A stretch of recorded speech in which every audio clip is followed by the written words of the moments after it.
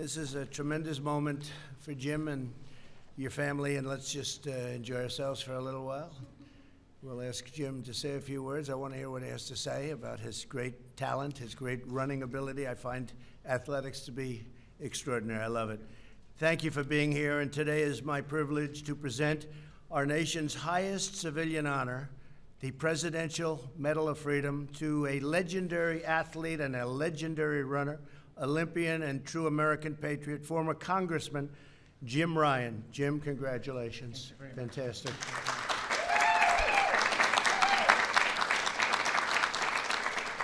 We're joined today by Jim's wife, Ann. Thank you, Ann, very much. Congratulations. And various family members, but his son, where's Ned? Ned, thank you very much. Catherine, thank you very much. And I'm going to ask you to come up and say a few words to both of you, so you better be prepared. We got a lot of news back there. See, I'm being nice today. I don't use the other word in front of the word news. But Jim's journey started with a prayer. After being cut from his church baseball team, I can't believe that. That must have been a bad day, huh? And his junior high basketball team, they probably made a mistake. He asked God for guidance. Jim wanted to know God's plan for him, and he only had one request, that it was something to do with sports. You like sports. That prayer was answered when Jim joined the high school track team. He joined it and had no experience whatsoever. As he said, he didn't really know what he was doing, and he didn't know what he was doing there. In his very first mile race, however, he came in second place to the reigning state champion and a real talented person. Do you ever see him around, by the way? He's still around? Yes, he is. Okay, that's pretty good. He's still saying, what happened? But Jim's first time in running the mile was 4 minutes and 32.4 seconds, so that tells you there's something genetically that's pretty good, right? Because that doesn't happen. 4 minutes, 32.4 seconds, first time he ever ran the mile. That was the last time he ever came in second in a high school race, and after that, Jim was always first. The next year, Jim ran a 3:59 mile and became the first high school athlete in history to smash the 4-minute barrier. That summer, he also competed in the 1964 Tokyo Olympics as the youngest middle distance runner in the world, by quite a bit, actually. In Jim's senior year of high school, he ran against three-time Olympic gold medal winner Pete Snell. He was good, wasn't he, huh? But that was a bad day for Pete. Before the event, Snell reportedly said that he didn't think Jim would really have much of a chance or be much of a factor. Jim soon proved him wrong. With 300 meters left in the race, Jim surged ahead of the pack and swept across the finish line in a fraction his time. What was your time? 3 minutes and 55.3 seconds. That's not bad, right? It was okay for me. Not bad. I don't know. What did Pete say? Was he gracious about it? Very gracious. Yeah. But he was a great runner. I mean, he was a great runner.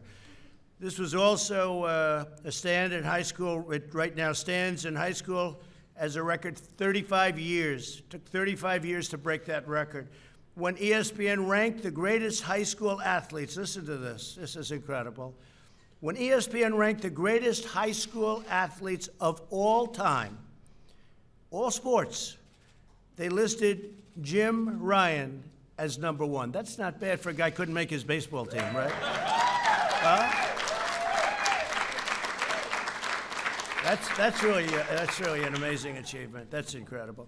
Jim continued his extraordinary athletic career at the University of Kansas. In 1966, he set his first world record in the mile at a time of 3 minutes and 51.3 seconds, becoming the first American to do so in more than 3 decades. After the race, a young fan ran up to him and asked for his autograph. That fan would soon become his future wife. That was a good autograph. That was Ann. Oh, you two are so lucky that happened, huh? I wonder where you'd be, I guess. That's fantastic. Great, Ann. In 1967, Jim ran an incredible 3.511 mile, which would stand as the world record mile for almost a decade. Jim still describes it as the easiest race he ever ran. Is that right? It was magic. Amazing. It was magic. To this day, it's the last time an American set the world record in the mile, so that was a while ago. What is the world record right now? So you're at 351. 343. 343 or so, huh? Okay. It's a long time, right? They've training and lots of other things, right? Well, yeah, some of the other things aren't so good. Ooh. We have breaking news now. This could be the big story today. Forget about it. That's great. But that is some long period of time that he held the record. In 1968, Jim proudly represented Team USA at the Mexico City Olympics and won the silver medal for the 1500. And he competed in 1972 at the Munich Olympics with great distinction. A few years later, Jim retired from running.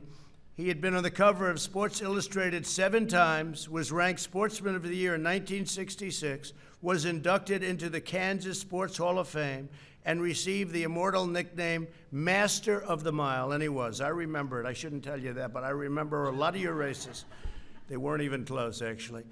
In 1975, he founded the Jim Ryan running camps. For the past 45 years, Jim has helped teach thousands of young people to reach their fullest and best athletic potential.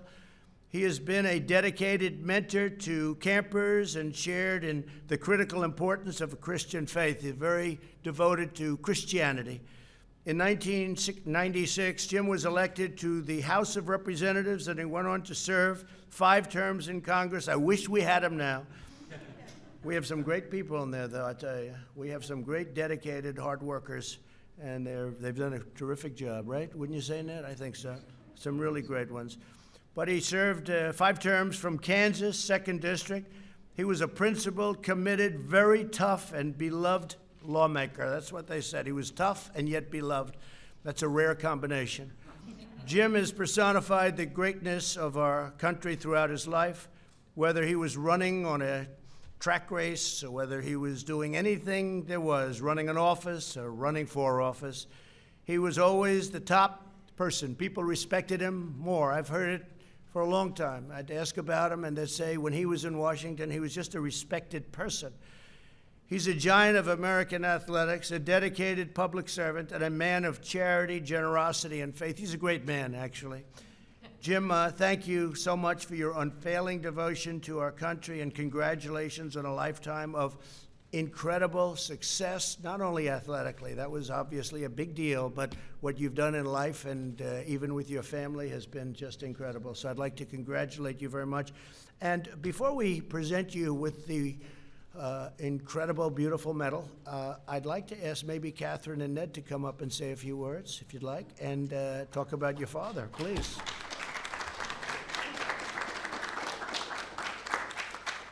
Well, thank you, first of all, for giving us a couple of minutes. Dad, thank you for being the man that you are. I know that today it's all about your accolades in the public eye, but you have been such an amazing dad and wife of more than 50 years to Mom, and just a man of character. And this is a man who loves the Lord with all his heart and has been such an amazing father to all of us. And so thank you, and proud to be your daughter. And Mr. President, thank you for having us here today. I want to leave you with my favorite verses from Numbers. It's, may the Lord bless you and keep you. May he make his face to shine upon you and give you peace.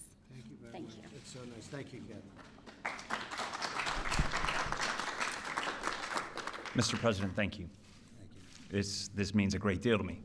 I'm not going to get choked up. I got choked up last night on Tucker, and I told myself I would not do that again, but I just wanted to tell everybody, you know my dad as the miler, as the master of the mile, as the world record holder, as the 3-time Olympian. And I want to tell a story really quick of one of his former colleagues, Jay Dickey, out of Arkansas. And he pulled me aside one day and he said, Ned, there are a lot of people in Congress who think they're all that. They're drunk on power, they're arrogant. He's like, your dad walks the halls as one of the most humble, gracious people I know, but the thing about your dad is, there are very few people in the world that can say they were ever the very, very best at what they did in all of the world. In a world full of billions of people, you were the absolute best at what you did. And your dad was. But you would never know that because he's so gracious, he's so kind, and he's so humble. And I tell people this all the time, the sacrifice, everything that went into being the very best in the world, and yet you would never know it. You could have a conversation with my dad, And when he talks with his fans and he gives them autographs and he shares a few moments with them, the graciousness that is displayed as an example to me as his son, and I tell people this all the time, the integrity and the honesty, the nobility that he has shown in life, if I can be half the man that he is, it'll be a triumph. Thank you. You're doing a good job.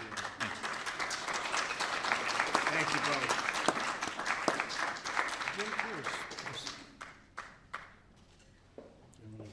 Trade it out here.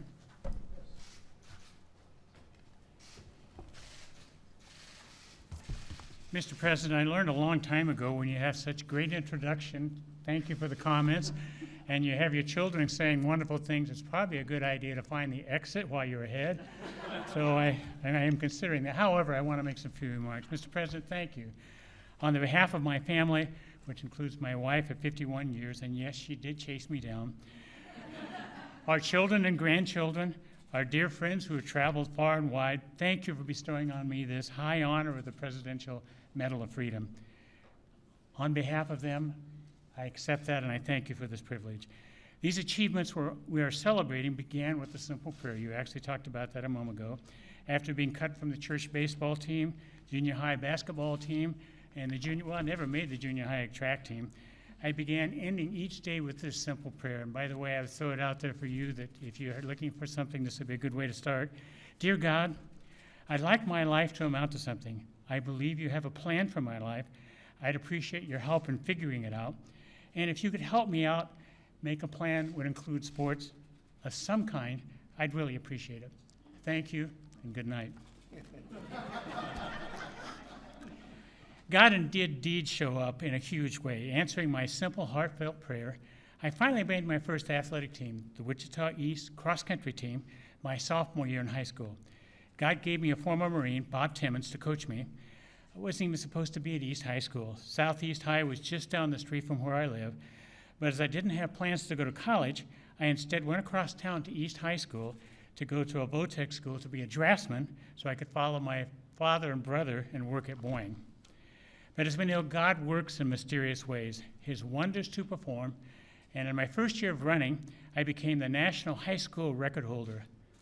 18 months after starting to run seriously in 1964, I became the first high school boy to run a mile in 4 minutes, a feat which many had thought impossible until Coach Timmons, who we affectionately called Timmy, had me sit with him on a bus ride from Kansas City back to Wichita in my sophomore year. He told me, Jim, I think you can be the first high schooler to break 4 minutes. Being perfectly honest, I thought at the time he might be just a little crazy. Every reality begins with a dream, a seed of inspiration, and Timmy planted that seed, and I wanted to believe him that maybe, just maybe, it was possible. I committed to it, took ownership, and in the blazing hot summer days and in the bitter cold winters of Kansas, began running 100 miles a week, week after week, month after month, many of them run in the dark after school, all to compress those countless hours and thousands of miles into running 4 laps in less than 4 minutes. Not only would I break the 4-minute mile my junior year in high school, several months later, I would find myself pouring every ounce of strength down the home stretch of the 1964 Olympic trials, making the Olympic team at 1,500 meters, winning by mere feet at the age of 17. It was the beginning of an amazing 8 years. I would set the American record in the mile at 18, then would follow Timmy to the University of Kansas wearing the famous pink and blue colors, winning NCAA titles. I can still hear our beloved Pat Timmons cheering me on even today. Pat Timmons and Timmy would become godparents to our children, and Ned would become, let me try that again, they were grandparents to our children, and Ned would be the God's father, son of our daughter. I'll get that out. Let me try that one more time. Godparents to our son, Ned. I would make 2 more Olympic teams, the world record in the mile multiple times, the world record at the 1,500, the world record in the half mile, the indoor world record in the mile and half mile, the American record in 2 miles, and help set numerous world records, various relay teams. And that's after being cut from the church baseball team, so. This boy from Wichita, Kansas, would one day have written on his name on a piece of wood and buried it in hopes that someday someone might find it and remember him and would make the cover of Sports Illustrated 7 times, all of that before the age of 25. In a day and age when many think it's appropriate to dishonor our flag, I will tell you it is one of the greatest honors and privileges of my life to represent this amazing country and to wear the stars and stripes on my chest while racing in the 60s and 70s. There was such pride and love of country, and I cannot tell you, Mr. President, how much I appreciate your full-throated championing of this great country.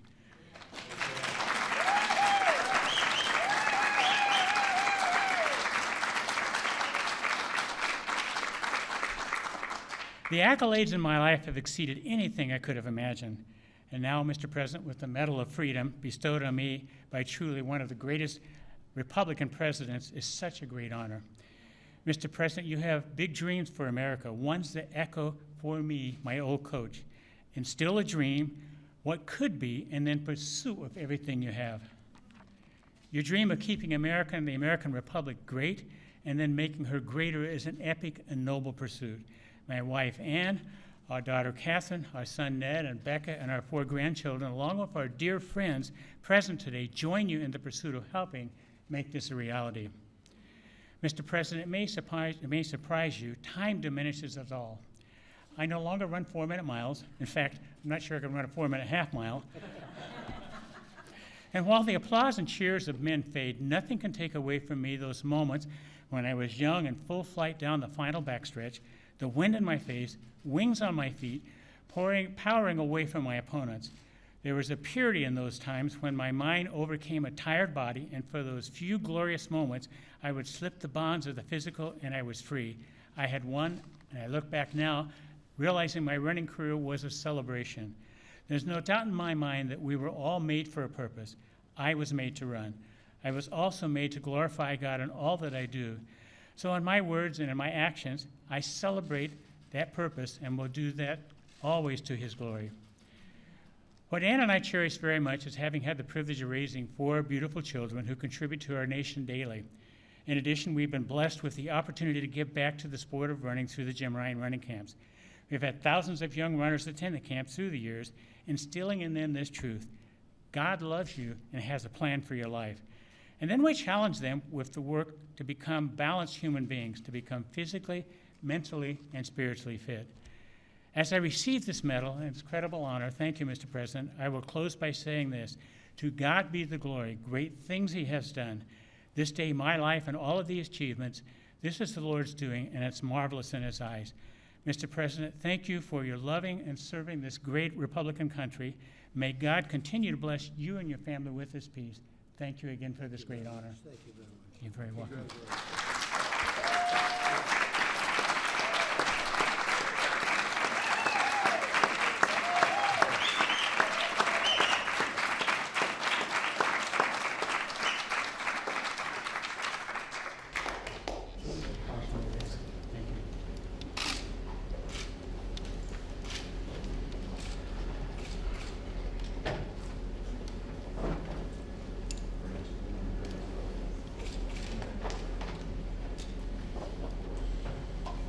Jim Ryan is a world-class athlete and a highly respected former member of Congress.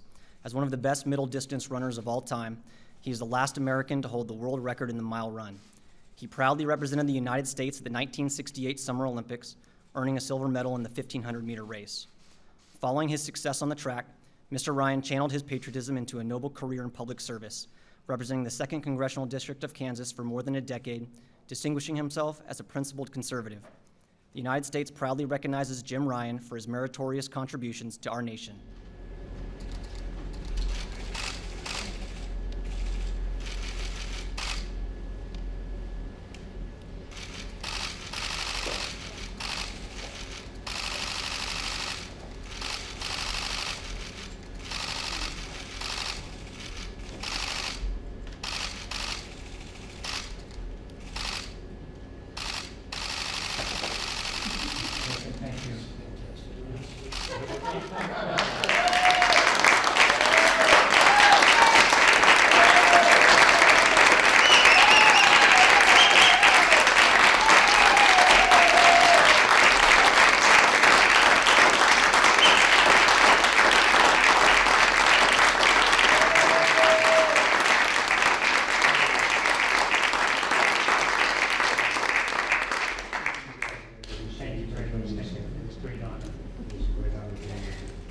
a great job. Keep it up.